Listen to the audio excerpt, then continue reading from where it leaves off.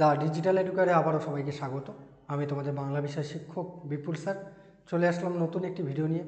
আজকের ভিডিওতে আমি আলোচনা করব যে দশম শ্রেণীর তোমাদের যে ব্যাকরণ রয়েছে সমাসের আজকে 7 নম্বর ভিডিও। এর আগে 6টি ভিডিও আমি দিয়েছি যেখানে বিভিন্ন সমাসগুলো সম্পর্কে বিস্তারিত আলোচনা করা হয়েছে। আজকে আমি তোমাদের সামনে আলোচনা করব নিত্য সমাস নিয়ে। চলো ভিডিওটি প্রথম থেকে শেষ পর্যন্ত অবশ্যই দেখতে থাকো। দেখো, নিত্য সমাস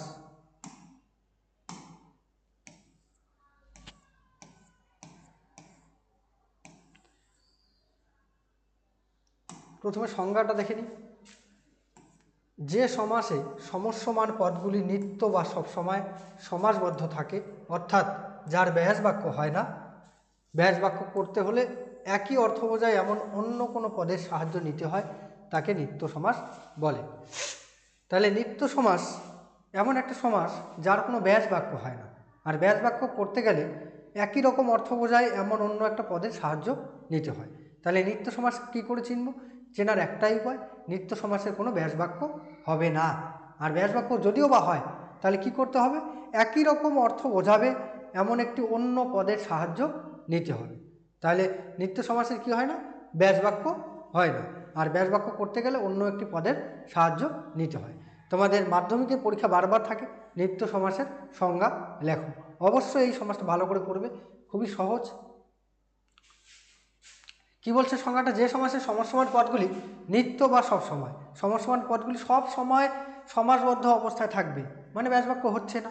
আর ব্যাসবাক্য করতে গেলে কি হবে? এমন একই অর্থ বোঝায় এমন অন্য একটি পদের সাহায্য নিতে হয়, তাকে নিত্য সমাস বলে। যেমন কৃষ্ণ সর্প, এই যে কৃষ্ণ সর্প, এখানে কি দুইটা জিনিস আছে, কৃষ্ণ ও সর্প। যদি কৃষ্ণ ও সর্প হতো তাহলে দ্বন্দ্ব সমাস হয়ে যেত। মানে সর্পটা কেমন? কৃষ্ণ। এই যে এটার ব্যাস বাক্য করলে কৃষ্ণ সর্পই থাকছে, সমাসবদ্ধ পদ কৃষ্ণ সর্প, তাই এটার কোনো ব্যাস বাক্য হচ্ছে না, তাই এটা কি সমাস? নিত্য সমাস। ব্যাস বাক্য ও সমাসবদ্ধ পদ এক, ব্যাস বাক্যের পদ সর্বদা সমাসবদ্ধ বলে নিত্য। লক্ষণীয় যে ব্যাস বাক্য সমাসবদ্ধ থাকে বলে নিত্য সমাসে ব্যাস বাক্য হয় না বলা হয়। এই যে নিত্য সমাসে ব্যাস বাক্য হয় না কেন বলা হচ্ছে? কারণ ব্যাস বাক্য সবসময় সমাসবদ্ধ পদের মতো থাকে, তাই নিত্য সমাসে ব্যাস বাক্য হয় না বলা হয়। তারপরে দেখো পরের উদাহরণটা, কেবল জ্ঞান, জ্ঞান মাত্র। এই যে জ্ঞান মাত্র সমাসবদ্ধ পদ, এটার যদি ব্যাস বাক্য করি তাহলে কি করতে হবে? কেবল জ্ঞান। এই যে মাত্র শব্দটা, মাত্র শব্দের অর্থ যা আর কেবল শব্দের অর্থ তা, একই রকম অর্থ বোঝাচ্ছে অন্য একটা পদ নিয়ে আসা হয়েছে।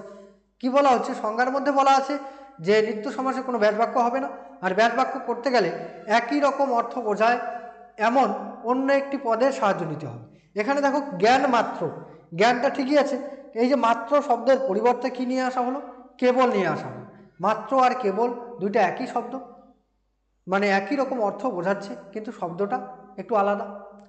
তারপরে দেখো, এই স্থলে সমস্ত পদ বা সমাসের অর্থ প্রকাশ করতে ব্যাসবাক্যে মাত্র শব্দের একই অর্থবোধক কেবল শব্দের সাহায্য নেওয়া হয়েছে। এখানে ব্যাসবাক্য করার সময় কি করা হয়েছে? মাত্র শব্দের একই রকম অর্থ বোঝায় এই যে কেবল শব্দটা, এটাকে নিয়ে আসা হয়েছে। নিত্য সমাস, সবচেয়ে সোজা সমাস হলো নিত্য সমাস, দ্বন্দ্ব সমাস। নিত্য সমাস যদি ভালো করে সংজ্ঞাটা পড়ো, যে কোনো উদাহরণ পরীক্ষায় আসুক অবশ্যই অ্যাটেন্ড করে আসতে পারবে।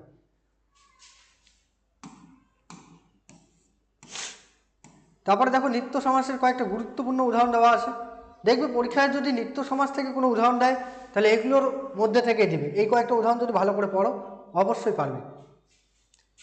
একই রকম নাম মাত্র, এই যে নাম মাত্র, সামনে কেবলটা জুড়ে দিলে ব্যাস বাক্য হয়ে গেল, কেবল নাম, নাম মাত্র কেবল নাম। এই যে মাত্র শব্দ এর অর্থ যা, কেবল শব্দের অর্থ তা, তাই বলছে কেবল নাম। গ্রামান্তর, গ্রামান্তর অন্তর, এখানে অন্তর আছে, অন্তর শব্দের পরিবর্তে কি আনা হয়েছে? অন্য। গ্রামান্তর মানে অন্য গ্রামকে বোঝাচ্ছে। তারপর গৃহান্তর, অন্য গৃহ, একই রকম সব। মতান্তর, অন্য মত। লোকান্তর, অন্য লোক। ভাষান্তর, অন্য ভাষা। দিনান্তর, অন্য দিন। রূপান্তর, অন্য রূপ। যুগান্তর, অন্য যুগ। দর্শন মাত্র, কেবল দর্শন, এগুলো পরীক্ষা বারবার থাকে।